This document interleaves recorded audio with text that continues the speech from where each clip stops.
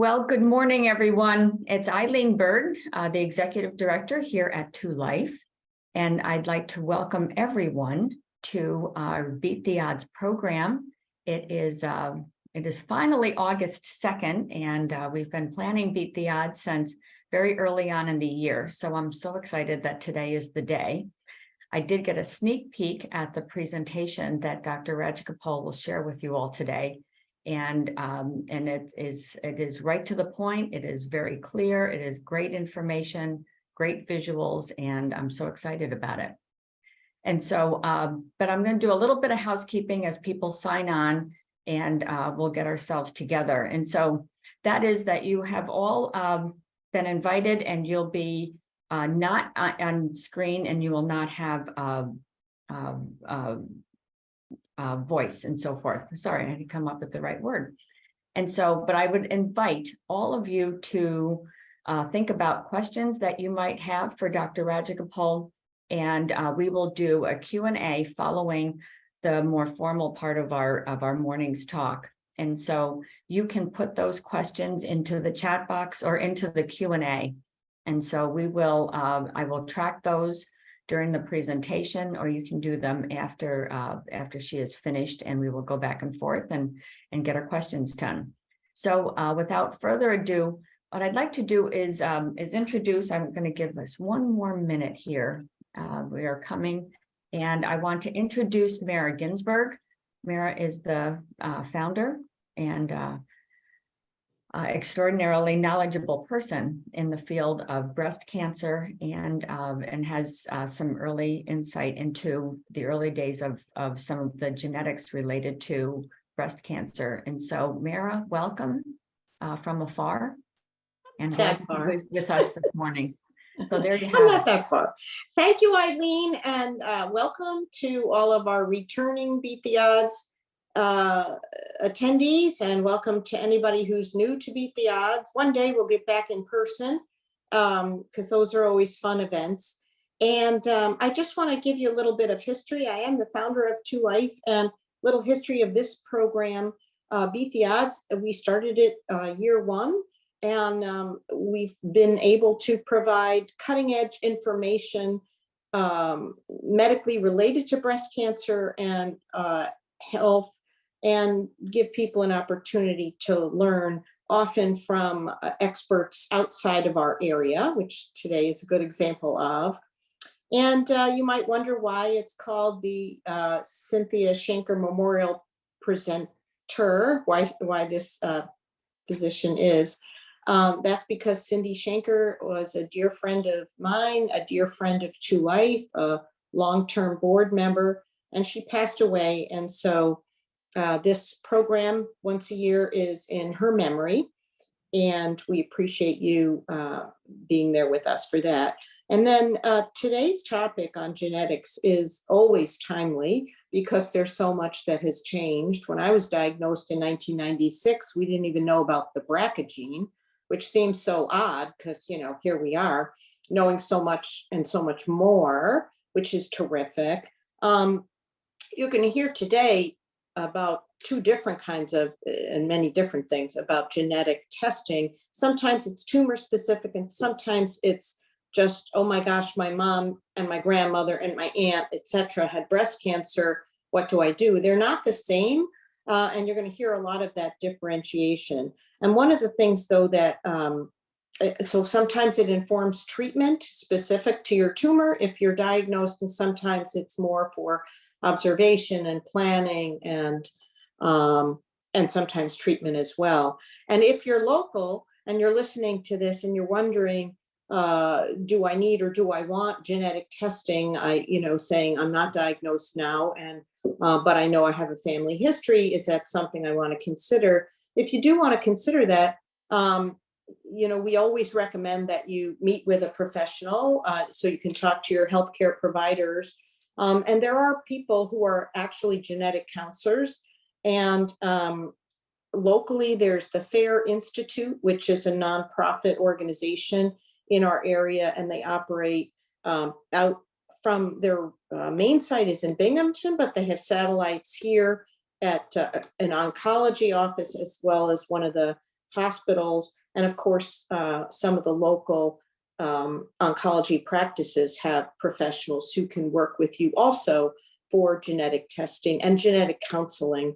And it's often, you have this conversation with your provider, it's often a good idea to have the genetic counseling even before you get tested, because you want to know how you want to handle the information if it turns out that you do test positive, and you want a game plan for yourself and for your family members so that you just feel comfortable once you get the information. So that's my pitch.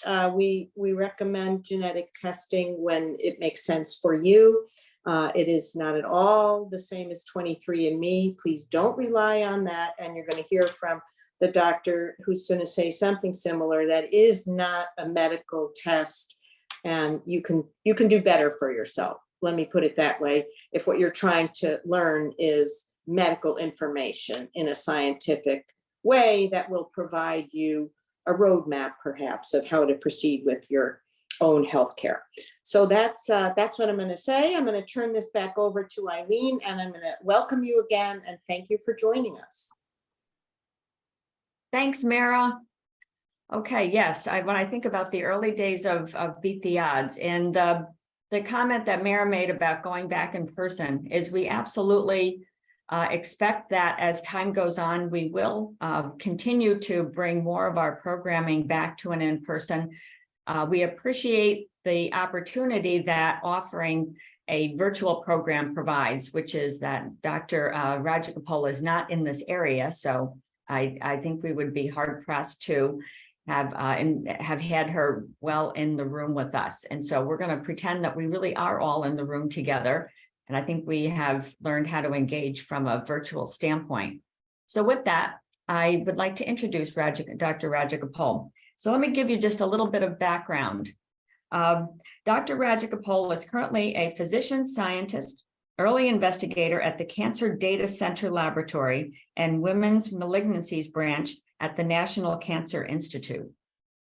She received her MD at Columbia University's College of Physicians and Surgeons, during which she also received an MPH in quantitative methods with a focus on genetic epidemiology at the Harvard School of Public Health.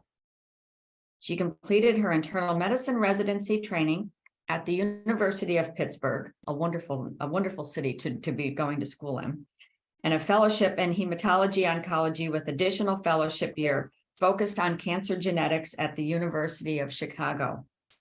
So I want to talk about a couple of awards. Dr. Rajagopal is a prior recipient of the Ruth Kirchen F32 postdoctoral fellowship in the American Society of Clinical Oncology Breast Cancer Research Foundation Conquer Cancer Young Investigator Award. I had to practice that one.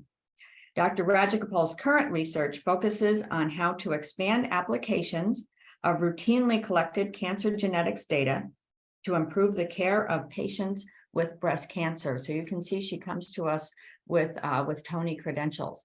And so Dr. Rajagopal, welcome. Thank you so much for being with us today. And please take it away. No, thank you so much for having me. Let's go ahead and share. Oh my gosh, what a grandiose introduction. But it's a pleasure to be here with you all, and I'm very grateful for the chance to be invited. And my purpose very much in today's conversation and presentation is to help provide an orientation to how we in oncology think about sort of the purposes of genetic testing and what we're talking about. And frankly, the conversation evolves very rapidly, as Mara said. And so I think it's important and helpful to help contextualize and clarify a lot of the terminology and a lot of the purposes of what we're doing with this information right now in the clinic, and sort of bring everyone together to that point, both from the healthcare standpoint and from the patient standpoint. So in terms of what I'll be talking about, I'll be going over exactly what genetic testing is. We'll define some terms. Why do these tests matter? What are we doing with that information right now? And from the standpoint of germline testing, one of the types of testing I'll be talking about, some potential concerns that are very frequent and often arise, and just some discussion points for that may be helpful in contextualizing all this information. And each one of these will come with a series of questions that we'll go through. So in terms of what is genetic testing in cancer, while I'm sure many of you have heard of some version of this or maybe familiar already, just to help bring everyone together, when we're talking about genetic testing in cancer, very generally across the board, what we're talking about is that there is some sort of laboratory test that is trying to make a comparison of DNA from your body somewhere. The somewhere is very relevant for the type of testing, to a reference, to a sort of example DNA standard that we use to be able to identify variations from that standard in you. These variations are for the purposes of cancer-specific testing related to how cancers develop, whether or not patients are expected to respond to different treatments, and prognosis or outcomes. And so when we think about genetic testing in the context of cancer, we're really talking about two specific types. And I will really focus more on one of these types for the purpose of this talk, but we'll go through these in a bit of detail so you have some context for when we use these and why. From the germline standpoint, this is one type of testing you'll hear about. It's also often referred to as inherited testing or syndrome testing. We're looking for DNA that's typically found in all of the cells in your body. This is the stuff you were born with. And this is the stuff that tends to run in families. So we see patterns of cancer that are associated in families related to this type of testing that we're looking for. On the other side is sort of somatic testing, tumor testing, acquired variation testing. Here, we're just looking specifically at the tumor in particular, and this is found only in the person in whom we are who's actually affected by the disease. And so very basics I want to cover for both of these types of testing. From the germline standpoint, so inherited genetic variants, we'll typically test this from blood or from saliva. Some very specific laboratories and some very specific indications can also use some parts of skin or hair follicles as well, but blood and saliva are most commonly used. There is some type of test process, consent, something that's reviewed generally in advance, but there's a lot of variation as to how people can experience that. And the purpose of this type of testing is to go over potential risk factors for cancer that develops in future. So with the goal of trying to prevent cancers from occurring in future or catch them very early, but also for people who've been affected by cancer to also go through treatment recommendations. And germline testing, if people have had this, you may have seen these types of reports, they come back with actually pretty straightforward interpretations, although how they get there is not straightforward. But what they often will say is something on these reports that's listed as positive, negative, or a variant of uncertain significance. And just to go through what those mean, positive, sort of in reverse of what we use in common parlance, like positive tends to mean that there is a variant that's been identified that is linked to causing cancer. And that's what they're marking on the report. Whereas negative means that they don't find any variants that are linked to cancer risk when these reports come out. A variant of uncertain significance can often occur. This is often occurring more as more genes are tested. And we just haven't determined whether or not that specific variation contributes to cancer risk. This gets at the idea that in a given gene, which is a given gene can have a lot of different variants. Some of those contribute to cancer risk, some of them don't. And about 80 to 90% of the variants of uncertain significance that we find will ultimately be normal population variations, and they don't contribute to cancer risk.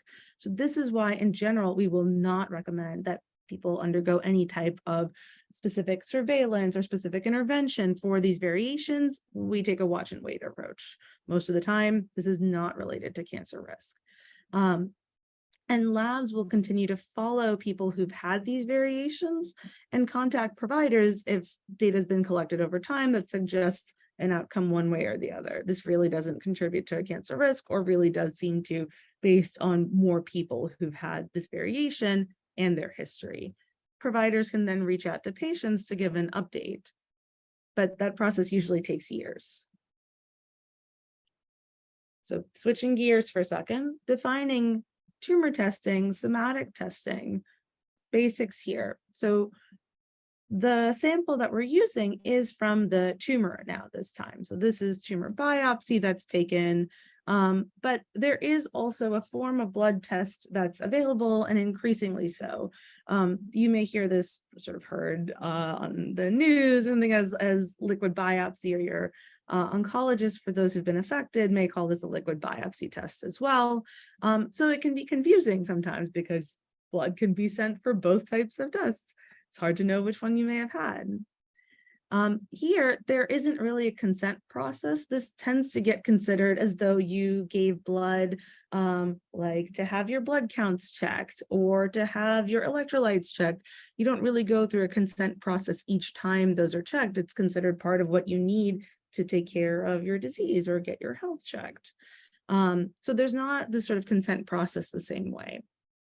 And here the purpose is, if there's been any difficulty in diagnosing where a tumor is from in order to treat it, these variants can help with locating where that is, and as well as for treatment recommendations. And there's more data to help support prognosis or outcomes across different cancer types. But I want to emphasize here that the result reporting and sort of how to interpret these reports is very complicated and contextual, and really does change as our understanding of information changes. So what I mean by this is that in a given report, they will look for specific variations that are associated with different types of treatments that we give, or different variations that are associated with prognosis. There'll be a summary of what they find that is also called pathogenic, but they'll try to explain that here, what that means is really more related to the specific cancer type that's being assessed, and specific variations that are linked to treatment or prognosis. So that pathogenic means something quite different. And then a lot of times these types of reports will also have some description that has some explanation of what markers, these may be indications for specific treatments, and list those treatments, or potentially clinical trials that patients may be eligible for as well. All this means that there has to be a lot of contextualization to the interpretation. It's very difficult, I think, by comparison, to be able to interpret this report. And it's something that I think oncologists and oncology providers are still very much actively learning as a skill as well. And so I wanted to also give some context on when to expect that this type of testing occurs. And here I'm kind of bringing these general terms back to the context of breast cancer. When we think about when genetic testing occurs, the blue times are sort of thinking about the germline setting, and the yellow point is kind of getting at this tumor testing. And I'll get to sort of the pink exception in a second. But from the germline standpoint, we really think about testing in three contexts. One is in the prevention setting. You've been unaffected by cancer, but there's reason to think that cancer may be higher risk for you than for the general population. However you get to such a clinic or such a risk assessment, this is where we consider doing germline genetic testing. For people who've been diagnosed with cancer already, we really consider this in two potential points. One is at early stage of disease now in breast cancer, and I'll go through why. It has to do with treatment options that are available. And for people who've been, who've unfortunately had to go through recurrence or metastasis of disease and never previously underwent genetic testing, germline genetic testing, now this comes up as an option as well. So each of any of these 3 points can be times at which you encounter the discussion about germline genetic testing. From the tumor standpoint, we don't have indications at the moment for doing this type of sequencing in early stage breast cancers. That's a more complicated discussion as to why, but the gist is that this type of sequencing has really been shown to be more helpful for treatment options once patients have developed metastatic advanced breast cancers. And oftentimes this may be repeated as breast cancers evolve in response to treatment. They will change what mutations are present, and that changes what treatment options may be available. So that tumor genetic testing from a breast cancer standpoint really does come up in the context of metastatic disease. I want to mention, because a lot of times people will encounter that if they had earlier stage disease, stage 1, 2, or 3 disease, they may have encountered, particularly in stage 1 or 2 disease, having these gene expression assays such as Oncotype or MammaPrint that were sent. They may occasionally get called genetic tests, but these are gene expression assays. It's not super important from a, I mean, we can go through more detail. It's not super important. It's just to get at the point that these are not exactly the same. They use information from genes and they're for specific patient populations and indications. But this is not the same as the type of sequencing we're talking about otherwise. Okay, so this hyper complicated slide is to get at the point that the question of who gets germline testing when there is breast cancer involved is an active discussion. It is complicated, and these guidelines are very much rapidly evolving. And I'll get to sort of that controversy in a minute. But I want to go through sort of the bullet points that have been more consistent as these guidelines have evolved from the early 2000s. So who do we tend to really think about germline testing for in the context of someone who's developed breast cancer? So that tends to be someone who's diagnosed with breast cancer under the age of 50. If there is an indication for treatment, I'll talk about that in a few slides. In general, that is now quite a lot of people. In general, people who have developed breast cancers of a few specific types. So these are people who had what was called triple negative breast cancer. It's not driven by endocrine support, and it's not driven by the HER2 protein. Breast cancers where they had multiple primary breast cancers. A history of lobular breast cancer where there was also a history of diffuse gastric cancer in the family, or male breast cancers. All of these are linked to different genetic risk factors and are a little bit less common in themselves, and so are indications for germline testing now. People who are of Ashkenazi Jewish ancestry and have breast cancer, also an indication for germline testing, and people who have a family history that is suggestive of a high-risk syndrome. High risk is the term for like potentially associated with a cancer risk syndrome or cancer risk variant. The family history terms are quite complicated, so I don't like to go through them in too much detail, but only to make the point that in general, we are talking about first-degree family members. So this is parents, siblings, sons and daughters, can extend to second-degree relatives. So aunts, uncles, grandparents, grandchildren. But in general, we're talking about that first-degree family space when we're talking about family history. We also use a variety of risk calculators on our side when we're assessing patients. And frankly, there are at least 6-7 models that we use on a routine basis in the clinic. Some of these risk models will try to estimate a patient's probability coming in for the possibility of having a potential genetic variation that's associated with cancer risk. So what they're alluding to with these risk calculators is that a clinician, if they find that someone has a really high risk by these model estimates, should consider pursuing germline testing for them as well. A lot of different indications. Generally, this also changes quite a bit, so it's not something I ever expect anyone to remember, but just to keep in mind if any of these relate to you. There's also sort of more general indications. So anybody where there's a known variant in the family members are encouraged to pursue testing as well, particularly, again, first-degree relatives. this, I think, is an important point, and one Mara alluded to.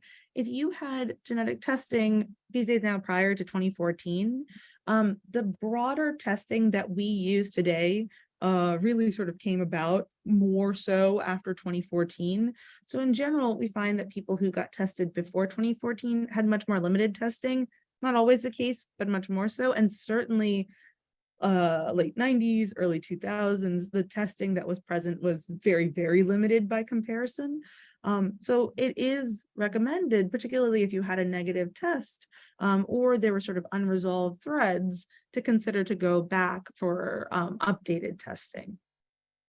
And there are now at least 11 different cancer types, such as ovarian or pancreatic, prostate, where there are separate indications besides that of breast cancer. And all of these are sort of interwoven with each other. For example, if you have prostate cancer and breast cancer in the family, those are indications for testing. So all of this is to say the field has gotten quite complicated, I think, from the early 2000s in terms of who qualifies for germline genetic testing. To touch on a couple points that I think a lot of people are curious about or ask about, folks who were diagnosed with breast cancer between the ages of 50 and 60, it's more of a nuanced discussion. The benefit of genetic testing is sort of germline genetic testing is sort of less obviously clear. And so this is just sort of highlighting the NCCN guidelines. There are other guidelines, but they're kind of just saying if you have some intermittent risk factors, things like on these model assessments, you have sort of intermediate risk. There are intermediate risk assessments in the family. You can consider thinking about testing in sort of that 50 to 60 age range. For folks who were over 60 when they were diagnosed with breast cancer and don't really have a strong family history, the likelihood that we will find a pathogenic germline variant is not high, not one that's related to breast cancer. And so that's also important to keep in mind when trying to think about who would most benefit from this type of testing and who's considering it. Okay, that was a lot. And I think one that very much providers are sort of, I certainly know I have to go back and refresh what the most recent guidelines are each time, because that space very much evolves. And I also wanted to make one point that I think is certainly very important. But I think these guidelines are also evolving in the context of who's recommended to undergo treatment, in the sense that a lot of these guidelines will largely discuss Ashkenazi Jewish patient populations for a couple of reasons. One is from a historical context. This is the patient population where the BRCA1 and 2 genes were initially sort of studied in the laboratory. And from a practical perspective, this patient population is quite small by comparison, and there's a high frequency of what we call founder mutations in that population. So this is kind of how BRCA1 and 2 testing sort of initially came about. We were looking for these specific mutations in this one specific population. It's still very relevant by all means. We just find that there are a lot of other ethnic groups as well that also have many variations in breast cancer and breast cancer risk that are very clinically relevant. And so, and among patients with breast cancer, the frequency of finding variants that are associated with breast cancer and sort of contributing to how they got breast cancer, that seems pretty consistent regardless of the population you come from. And so I think this is a real note for healthcare providers, more so than anyone else. It's important to be very cognizant of who may be eligible for testing and sort of keep in mind that one population does not sort of automatically put you in one bucket and another does not. It just means that as we learn more, we're finding that more and more people should be eligible for germline genetic testing, and these recommendations will absolutely evolve. And so from the patient standpoint, I think it's important to sort of catch our breath and just try to say, well, this is overwhelming. Where do I even get started? And I think from just how does this relate to me and what I'm doing, there are really just a couple questions that I think are helpful to frame an engagement with a healthcare team. And those are, from the germline standpoint, if you are a patient who's been affected by breast cancer, just asking, do I qualify? is this relevant for me? And does it benefit my care plan? And did my germline testing cover the minimum amount of genes that would be recommended? I'll go through that point in a minute. That's the germline side, right? The inherited side, the familial side. On the somatic tumor side, it's really just asking, are there indications that this should be done for my tumor, and was this done? And did my tumor testing really cover everything that's relevant for standard of care treatment? Now, it's important for me to say, this is still very much a point that I think is sort of being disseminated in the healthcare space, but tumor testing does not supersede germline testing. You can't just do one and call it a day. Some companies have tried to sort of merge together or find a partner so that they're concurrently doing both types of testing at once. But in general, if you've had only tumor testing done, this is insufficient to sort of say that you would be complete for germline testing as well. It doesn't completely cover it. That's a more complicated topic, but it's just to say, was there anything on my tumor testing that also suggests that I need germline testing, if this wasn't already completed for you? And if I qualify for both, if I need both, did I get both? I think these are some very basic places to start for a conversation with your healthcare team. And for this point about the minimum number of genes, I just want to highlight that there were two major papers that came out in 2021. And this is sort of the largest data sets that we have in breast cancer and breast cancer risk at the moment. There aren't papers that supersede these. And they really highlighted the risk associations related to these genes in particular. And I'd say that almost every clinical grade genetic test that's been done for cancer risk needs to include these genes at this point. And almost everyone after these papers came out did change their panel tests to include all of these genes. The relationship between these genes, BRCA1 and 2 are included, but there's quite a bit more than that. And their association with breast cancer specifically is varied. It's not the same for each of these genes, and there are different patterns and different associations with other cancers. But all of this to say, this is what should be covered in your bare minimum testing. Okay, so lots of basic definitions. Hopefully that helps set the stage for even what we're talking about. But then getting to, why does this matter? And I think that's that can be for a lot of different people, a lot of different reasons. But I really want to highlight from a practical care standpoint, we have recommendations that we give. In terms of breast cancer prevention, so we are talking about folks having multiple options to try to prevent breast cancers where that's possible, or catch them so early that intervention would be very, very different compared to standards otherwise. And these interventions can be across screening. So we recommend both annual mammograms and MRIs. And MRIs will typically start younger than mammograms do. Surgery, consideration of surgery, and potentially medication as well. Some people would be recommended to pursue all of these. Some people would be recommended to pursue the increased screening alone. And the specific discussion of what of these options you would be recommended to pursue would very much vary based on the germline testing results. Again, all of those genes that I listed have different relationships to breast cancer risk. Very much depend on personal history of breast cancer and other risk factors. And even with a positive or negative genetic germline test, other family history details. So all this to say that there is an actionable series of things that we can discuss and do for people who have not been affected by cancer to date. And then for folks who have been affected by breast cancer, there are very specific recommendations that are given both from the germline and tumor standpoints, and I want to highlight that. So in terms of germline testing, there are recommendations for these drugs called PARP inhibitors. There may have been, I think, at least a couple of prior to life conversations about these types of drugs.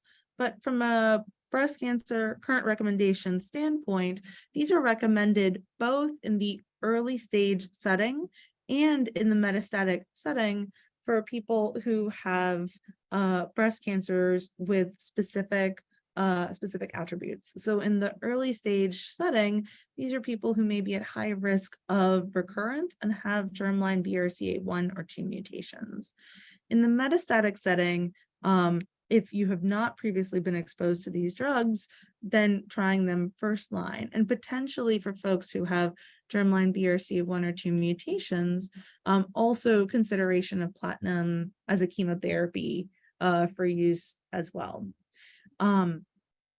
People who have germline PALB2 mutations are also being considered for potentially using these PARP inhibitors as well. This is very much an active conversation, and is being very much studied in clinical trials and other data, but hasn't been finalized yet.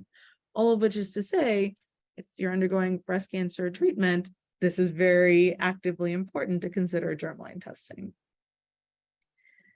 And then from the tumor standpoint, there is also, as mentioned, indication for different types of sequencing testing as well, different types of genetic testing as well. In the early stage setting, as I described, we don't use DNA sequencing per se itself as of yet. But these gene expression assays that many may have encountered are separate types of tests that are indicated for hormone-driven breast cancers. If anyone has questions about those, I'm happy to talk about those in more detail. They're not the type of testing I'm talking about for this talk. For metastatic breast cancers, this is where we really see more of this type of sequencing, tumor sequencing, genetic testing that I'm talking about. And that's really recommended at least at the time of the initial first recurrence or first evidence of metastasis, as well as if there's been progression, potentially after several lines of treatment, consideration of a rebiopsy and resequencing as well. Liquid biopsies, these blood tests, are now available or indicated for a couple of different mutations associated with metastatic hormone-driven, so ER, PR, estrogen-driven breast cancers as well. So that liquid biopsy use is very much evolving. This is also called cell-free DNA, very much evolving, but this is where the space is at the moment. So why these matter? Hopefully I've made the point that this type of genetic testing is very, very actively relevant for how we take care of folks and how we're able to treat cancers. And so from the tumor standpoint, I think that can be more straightforward to follow. And we really tend to treat it as though it were a test that we sort of use, like a blood test to help take care of people with cancer. But from the germline standpoint, I think there's more nuance and discussion about whether or not we're ordering these tests and what they mean. So I want to just bring up some potential concerns that tend to come up quite frequently. So what if you don't want to know? Historically, it's been the case that in sort of other data, and I say historical as in like early 2000s, 5 to 30, but between 5 and 30 large range of patients have not wanted to know what their test results entailed. And part of this was because they thought it would be emotionally taxing. Part of it was just, it just wasn't quite clear what doctors were trying to convey, what cancer risk meant. There were a lot of concerns appropriately and fairly about privacy and misuse of genetic information. And we'll talk about that a little bit as well. I think at this point where we are today, for people who are not inclined to know or don't want to get this type of testing, it's just important, as I hope I've conveyed, that medical interventions can be provided based on results, which I think is very different from what people imagine, where you get a result and you're kind of just doomed to that result. There's nothing you can do about it. And I think it's also important to clarify concerns with your healthcare team. Part of the particular paper that I'm citing from earlier this year notes is that a lot of the concerns were ultimately based in sort of not having clear information or not clear understanding. And while I hope I've cleared some of that up, certainly that can always still be the case for people who are talking about germline testing. It's a complicated topic. The last time that we tend to talk about any of this genetics may have been in high school, may have been decades and decades ago. So I think it's incredibly important to make sure you know what type of testing you're getting and why, and if you're comfortable with it. Okay, from a cost standpoint, at this point, quite frequently, because this is so related to treatment, a lot of germline genetic testing is often covered by insurance in the context of breast cancer care. There's a little bit more variation in terms of coverage for folks who've been unaffected by given cancers. Those NCCN guideline recommendations, that's where that's really relevant because you can tend to get much easier insurance coverage if you fall into those NCCN criteria. But there are at least a couple of CLIA certified companies. So what I mean is they have clinical grade testing that is adequate and appropriate. And this is the same thing that a provider would order. And they offer direct to consumer testing as well. This tends to be about $250 to $500 out of pocket, roughly. So I listed a couple of the companies here. As Mara alluded to, 23andMe is FDA approved, but it is woefully incomplete for breast cancer risk assessment, and that is not made clear by the company. I think there are a lot of other direct-to-consumer tests that may not even be that transparent about what they have available, that are just absolutely not covering the extent of genetic information required for us to use them clinically. Okay, so insurance, privacy, these are hugely important. From the health insurance standpoint, since 2008, the GINA Act, or the Genetic Information Non-Discrimination Act, it protects health insurers from discriminating based on test results. So this was sort of supplemented by the Affordable Care Act.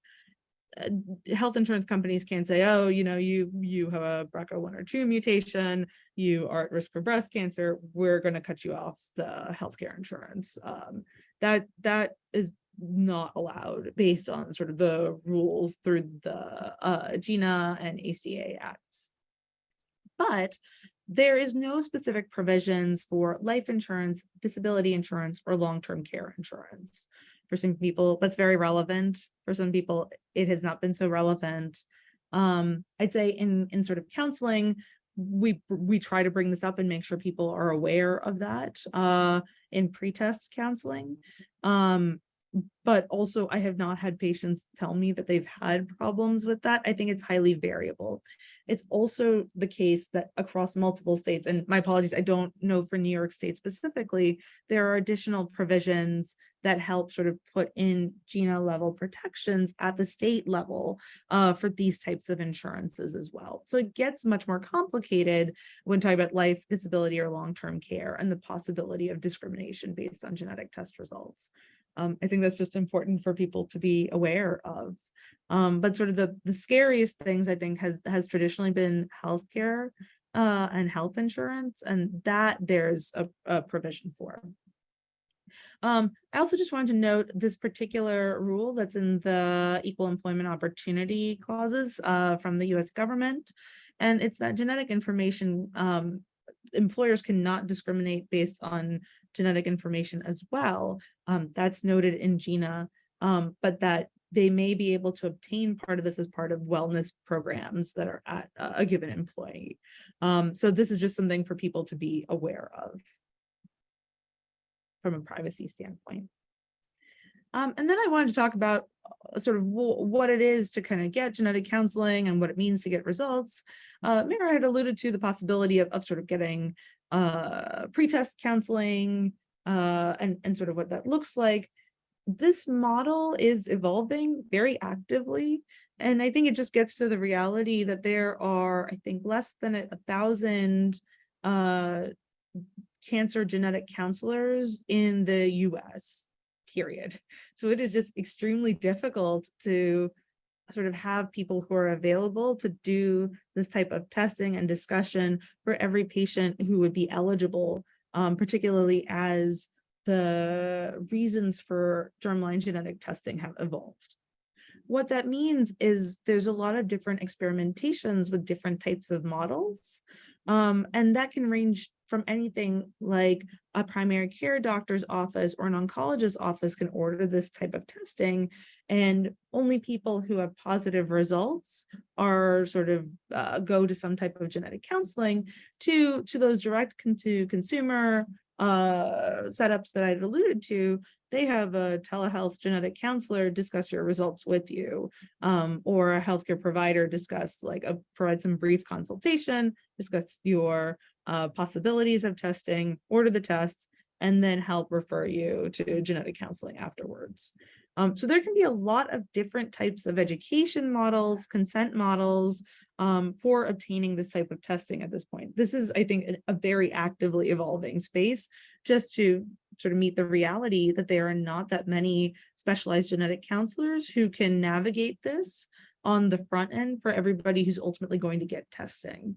But it's important to also note that from a sort of family history, results discussion, positive results discussion, it is really critical that people who get positive results meet with some sort of specialized team or specialized genetic counselor, because the result recommendations that we give from a prevention and care standpoint, that's an actively evolving space. The guidelines that I highlighted get changed at least twice a year or updated at least twice a year, and that's one set of guidelines that changes across other sets of guidelines.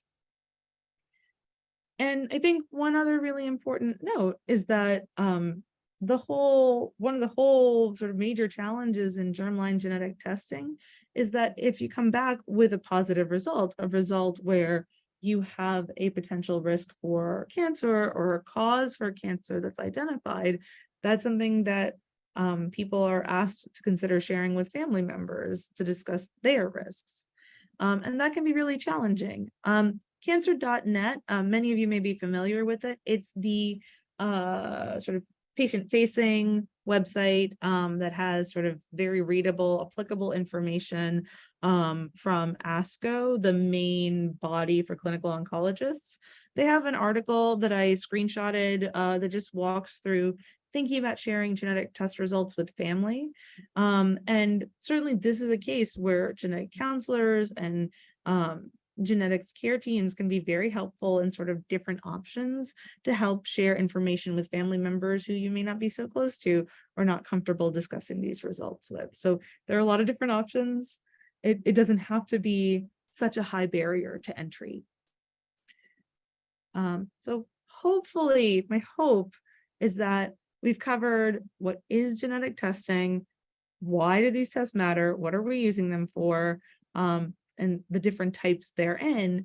And then the context of germline testing, where we have a bit more flexibility of what to do with this information, potential concerns that may be relevant to you. So thank you all so much for the time. Hi, Dr. Rajagopal, it's Eileen. I have been actually just amazed with how clear you were with your explanations of what I think is a very, sometimes very complex topic. And so that was wonderful. Thank you. I'm going to go back to a couple things. And I think there are some questions now, and you allude to the fact that the questions about what happens with this testing information. And there was a question for clarification, and I did save it till now, and now I just lost the question. I'm so sorry, but it had to do with, okay, with the GINA testing, and I can't. Okay, yes, and so, because there's a couple.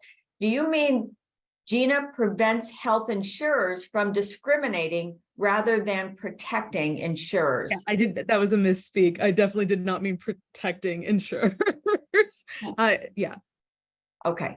All right. So I just wanted to clarify that piece of it, because I think that's one of those areas that people are highly sensitive to.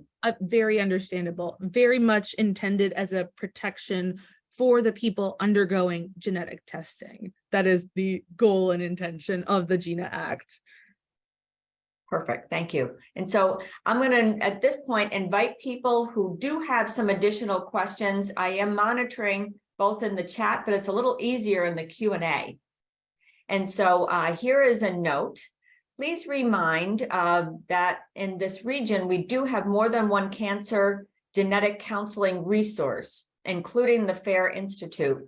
FERRE is a long-standing institute, not-for-profit institute that provides genetic counseling resources and that are used by a number of medical organizations, as well as local oncology practices, so that we have at least a local oncology practices. So of the 1,000 or so, we have at least a couple. Okay, that was that general point.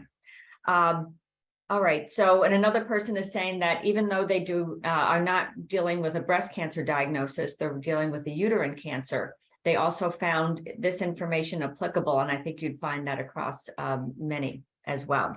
And so I'm going to continue. Just to say there are also guidelines for uterine cancer. There are guidelines, as I mentioned, across 11 plus different cancer types. So certainly kind of the questions that I alluded to are very, very relevant from a germline standpoint and a tumor testing standpoint, I think, regardless of cancer that has unfortunately affected you or family members. Thank you. Yes. So now I'm going to get to the next question was, can you explain the standard of care and how this affects genetic testing? Yeah. So this gets a little more outside of the... Sure. Yeah, I'm happy to just help give some, I can see the question and can give a little bit of context. And I think there's a question about platinum as well. So I had sort of said, okay, if you have these genetic test results, they lead to like these potential therapies. I didn't quite give the reverse. And I think there's sort of explaining general standard of care is very complicated. In some ways, it's a good thing. It's because we have multiple treatment options that are available. So what I'm going to try to allude to is just that there are multiple types of chemotherapies that we give in multiple contexts. Some of this is used a lot of this is used in the early stage breast cancer setting. Some of it is used in the metastatic setting. Platinum chemotherapy, someone was asking, what did I mean by that? I mean like cisplatin, primarily cisplatin. Oxaliplatin is seen but not really used in the breast cancer setting. Cisplatin is really the one that comes up.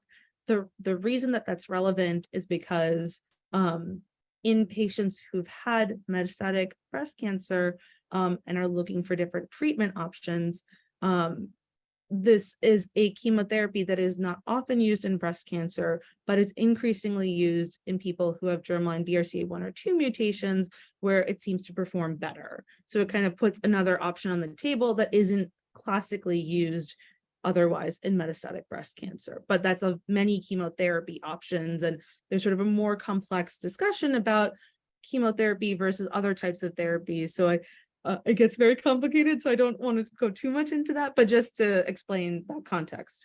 For the question about Xeloda and sort of that use, I just want to say,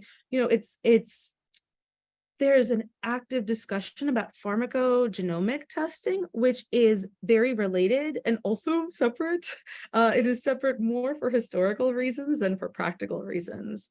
And I think a question that a lot of patients ask about is, I've sort of read or heard that I need to have this type of genetic testing to take tamoxifen or take Xeloda. It is now the case that the FDA is increasingly recommending pharmacogenomic testing. And what I mean by this is germline testing that is performed to better understand how people metabolize specific drugs. Historically, it has been the case that this testing is performed, the type of assay that's used and sort of the detection methods for it is just different from these sort of variant, no variant methods, which is why you don't sort of see them on the same panels, or it's separate testing that is starting to come together a bit, but it's very much still in progress. basically, there was also the case that in the breast cancer world, different from other cancer worlds, there was sort of this big discussion about tamoxifen in the 90s and early 2000s, big studies back and forth. This pharmacogenomic testing is relevant, not relevant, is relevant. Point being, ultimately, I think there were 1 or 2 papers that showed it was not as helpful as people thought it would be. I think that's meant that oncologists sort of backed away from pharmacogenomic testing. We are now having FDA guidelines that specify that we really should consider pharmacogenomic testing in other contexts, such as Xeloda or specific types of chemotherapies. So it's a hot, active issue. Stay tuned. I think there's going to be both better testing and sort of more standard assays and more straightforward, clearer recommendations that will be clearer for oncologists to follow. I can tell you that sort of in the most recent AACR and ASCO meetings, this exact question of when are we applying this? How frequently? Like, is this standard? What are we doing? It was sort of one of the main plenary discussions. So I'd say stay tuned. It's coming soon, and sort of more clarity around that is coming. I hope that answers the question. Please, I would encourage you to write back in if it doesn't. But the second part of that question, there is a genetic flaw that can cause serious life-threatening allergic reactions. Can you speak to that part of the question? The pharmacogenomic testing, I think, can allude to like how well people process the medication. And then there can be associated severe reactions if they're not metabolizing the drug. If that's not what you're alluding to, please let me know. But that's what I'm aware of. So thank you. And I'm just going to scroll down. So please be patient as I'll get to everything. If you've been tested approximately 8 years ago, okay, I'm going to do my math. That was after 2014. Do you recommend breast cancer survivors be retested now? That's a very broad question. Yeah. I'd say after 2014, I don't know that there's been much more in terms of sort of new genes or like really strong changes in recommendations. That being said, what we would kind of tell folks in clinic, and I still think is true, is it's worthwhile to check back in with the group that did your testing. For example, if you had a variant of uncertain significance, you might have been reclassified in that time period. If you had a negative test result but had more family information, that might help sort of update your recommendations. So there may be other reasons that it's worthwhile to sort of revisit with the clinic that you got tested at, or revisit the process of genetic risk assessment. So Dr. Rajagopal, because I think because the second part of her question was the strong family history as well. So if she's going to do that, is it recommended that she would go back to the medical practice that had conducted or ordered the first test? It's wherever you've established care is fine. So for example, if you sort of went to someone you don't feel really knew what was going on, or you're not so comfortable with, you should go somewhere that you trust the recommendations that you're getting. That's fundamentally true, right? Regardless of what type of healthcare you're pursuing. I'm going to switch over to another question here, slightly different take on things. Is osteoporosis being studied to see if there is a genetic component? I can say generally yes. In terms of specific things that I would be able to tell you from a clinical recommendation standpoint, I'm not aware of something that is sort of very clearly actionable at this point. But I think pretty much across every disease, what for the last 10 years, like a lot of money and research and time has been poured into is this idea of comparing people who did not have the disease to people who do have the disease, to try to figure out if we can identify other variations or other genetic contributors and how much those contributors may be contributing to the disease. Why do the folks who have this disease have these variations? Ultimately, what we find is that very few of these variations seem to actually be able to be modulated or used very directly the way that we tend to use BRCA1 and 2, but this is also an active, ever-evolving space. This type of information is what's used for polygenic risk scoring, if people have heard of that, but very much an active space. So what I'd say is that it might be the case that we don't find for a lot of these diseases that there's sort of one clear, obvious gene or one series of genes that can sort of explain and yes, no, that sort of obvious binary.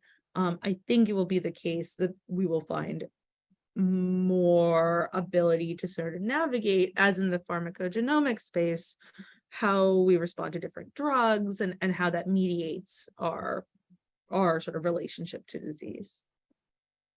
Complex answer. It's a good question. I wish I had a better answer for you.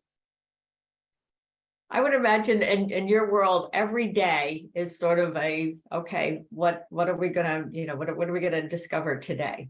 I actually think it's really interesting how different the conversations are between folks who are dealing with the realities of having breast cancer or having the cancer and sort of saying like, hey, practically, like, these are the things that are my daily life and like, I need to figure that out. And how different that is from the research space and folks who are interested in this from the research aspect who may or may not have been affected by any of this and sort of are saying, really excited about these things that have this like very tiny contribution to whatever we're talking about and ultimately may or may not be that clinically useful. I think navigating that space is an ongoing big challenge. So so a question had come up earlier about taking some of this information and introducing it into this discussion about the standard of care and how decisions are made. And so I want, and you mentioned, from a laboratory standpoint, can you speak at all to what happens to, like, how long are testing results saved or samples and so forth, and what happens with that information? Great on question. Broader scale. There is you did answer some of the question on how information is used by insurance and other providers. But let's talk about the information itself and how that could be potentially useful for the future. Question. Let me see. Hospitals generally will save biopsy specimens and things like that. That, for example, residual biopsy or residual tissue from any procedures that you've had, they'll save them for a period of years. I'm forgetting offhand the minimum number of years. So as an example, where this is relevant is if you've been diagnosed with cancer and there's a question about whether or not your tumor testing was adequate. It's very possible if you were diagnosed within sort of 1 to 2 year range or in relatively recent history to have your sample collected from the hospital where you had it done, the biopsy or procedure done, and send it to another hospital. That's easily done within the period of a few years, but I apologize, I'm forgetting how many years hospitals are required to save them for. In terms of genetic testing results, I do think it varies company by company how long they save them for, at which point they're accessible to you for. And how long they stay accessible for. I think a lot of companies make those reports available for the time you have an account with them, but I don't know that that's universally true. Okay. And I don't know how long they save blood or other specimens for. And I don't know how long they save data for, because I think each company has sort of a different policy on that from a germline standpoint, meaning that patients who may have been tested, over 10 years ago may have to resubmit specimens and may not have available data anymore. And whatever algorithms or whatever was run at the time, if they were done to early 2000s, they may have to resubmit a sample to get a more updated test. Okay. Okay, good. I don't know if that answers your question. It's just to say that it's on the order of years, but there's more standardization around tumor specimens and specimens submitted directly as part of hospital procedures versus sort of blood specimens and germline testing and data that's reported back. It's a topic that comes up periodically in our support group and other, one-on-one conversations with people that they're kind of curious about the the general, gee, there's all this information out there. For Okay. sure. And it's always worth asking, because the period is on the order of number of years that we would say this information. We, as in like the healthcare field. Fair enough. All right, so I am looking here. I think we are done with questions that have come through so far. And so I think we are going to do a couple things here, and you're seeing Dana pop up on the screen. So I'm going to introduce Dana. So from the To Life standpoint, I want to say, number one, first, thank you, Dr. Rajagopal, for being with us today.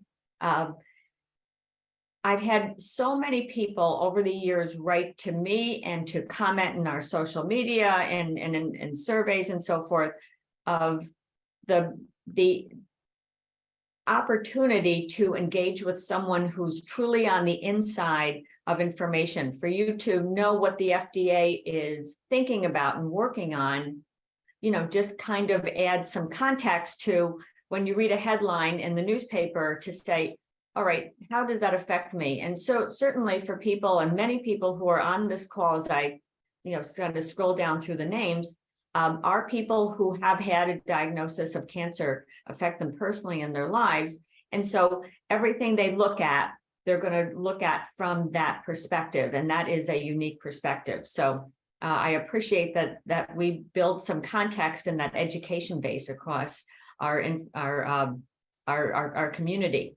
I will also mention that we graciously, Dr. Rajagopal has allowed us to record this session so that we can make it available. And so for people who are potentially facing some of these questions and have, I was at an event last night and it was like, oh, there's breast cancer in my family. I know it's just a matter of time before I get it. And I'm like, no, wait a moment. You don't need to necessarily look at things in that vein. And so being educated is a key factor. And so for people who are new to Life, and I saw some names on there that are completely unfamiliar to me. And so To Life does provide services. You can read more about our organization at www.tolife.org. And then I invited Dana. I want to also say thank you to our staff. So you see a To Life box on there today. And so that is Chris Breton, who operates our technology. And thank you, Chris, for getting us all hooked in together here, as well as Dana Pleskovic. And Dana is our support services program manager. And so Dana runs one of our groups and helps orchestrate much of the information, as well as programs that engage our survivors both virtually and in person. So Dana is going to tell you a little bit about things that are coming up. So hello, Dana. Good morning. Good morning. Thank you, Eileen. And thank you, Dr. Rajagopal, for that very informative presentation. And like Eileen said, genetics comes up so often in our groups and in, talking to our survivors. And we thank you for providing this program for us. Thank you. Just to say one last thing. Sure. I mean, either of you have my email and stuff. If people have questions that are sort of more challenging, I'm certainly happy to help provide some general answers or resources as would be helpful. Oh, perfect. That would be wonderful. Thank you. Thank you. I would not share that without your permission. So appreciate that. But very, very happy to sort of send over what I can. Well, sometimes after the fact, something comes in, it's like, well, I was thinking about this. And I have several of the slides printed out of some of your, just very straightforward, questions and things that I know will come up in some discussions, if not today, and then in the days to come.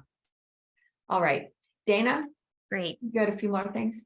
Thank you. So like Eileen said, I'm the program support manager at To Life. I just started this past winter. So some of you may not know who I am, but I run the newly diagnosed and in treatment support group, as well as manage the peer mentoring program where we connect survivors one-on-one with each other. I've also been helping with a little bit of programming, and we have a lot of great programming coming up. Of course, in addition to our support groups that we have every month, we have a lymphedema program on August 29th. That is in person at the Schenectady County Public Library. And we will have Lori Rachel, who is an occupational therapist. She will be doing the presentation, and she specializes in lymphedema. We also have yoga that we offer every month, in person and virtual. And we have some fall walking programs coming up. We're going to do one again at the Wilton Wildlife Preserve. We did that this past spring, and it was wonderful. The Wilton Wildlife Preserve is a beautiful place to walk. And we do a 6-week walking series once a week with a tour guide. And we're trying to get one also started in the Del Mar area as well.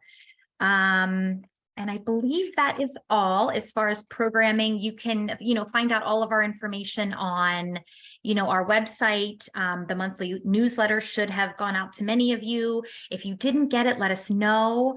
And if anybody ever has any question about programming, or if I can connect you to any support groups or connect anybody with peer mentoring, I would be more than happy to do that, or answer any questions that you may have. I could put my name and my number in the chat if I can figure out how to do that. I think I can. And yeah, so if anybody has any questions, let me know. I'd be more than happy to talk to anybody. So Thank you, Dana. That was great. And so, yes, there are many things that are coming up. And I will also mention that To Life will be conducting our Women's Health Conference on November 8th. We are bringing that program back to a live program, and we expect that we will have some streaming involved in that program day as well. So stay tuned for additional details. But if you want to mark your calendars for November 8th, we're gonna have a great day planned, and we are going to be hosting that event. We've been at the Carondelet Hospitality Center. They are closed. So we're going to be at the University of Albany School of Public Health campus, which is right across the river in Rensselaer. It's next to the Research Institute, and we will be spending part of the day over at the Research Institute as well. And so it should be a wonderful, wonderful day. And again, as Dana mentioned on communication, we have launched a new platform for sending out our emails and other messaging. And so last night I was at an event where someone said, gee, I just really started reading your email because it's so much more interesting lately. And they didn't know why. And I thought, oh, well, maybe something's working here. But from a communication standpoint, our once a month e-news really is a good resource. If you are not receiving that, please just send an email to info@2life.org, and we will get you connected to that outreach as well. We do not send daily emails, I promise. We do send periodic programming updates as well through the month, and we can include you on those as well. And so we'll just mention that. So just a couple more things that I will talk about, and that is that we would not have a program without some financial support. And I want to say thank you to our sponsors. And so with us in terms of our sponsorship support include Akira, the Albany Med Health System, Fenimore Asset Management, Godfrey Financial, New York Oncology Hematology, and Women at Work, the Women at Work program, which is an outreach of the Albany Times Union program. And so we're very happy for their support and for being able to offer the program for Dr. Rajagopal and others. And so we are, I think we are really done for today. And so I thank everybody who was able to participate, and we've gone through all the questions. You will get a brief survey following the program today, and we appreciate your feedback. Genetics is a topic that we have addressed in the past, not in a few years actually. And I really felt like today's program gave a very, very good synopsis of where the topic is in this moment, and hopefully give you some good questions to pose to your healthcare team as the days and weeks and months go by, so that you're getting your best treatment as well. And again, thank you to Dr. Rajagopal and to the True Life staff, and to all of you. Have a really wonderful day, and we'll see you next time. Bye. Thank you.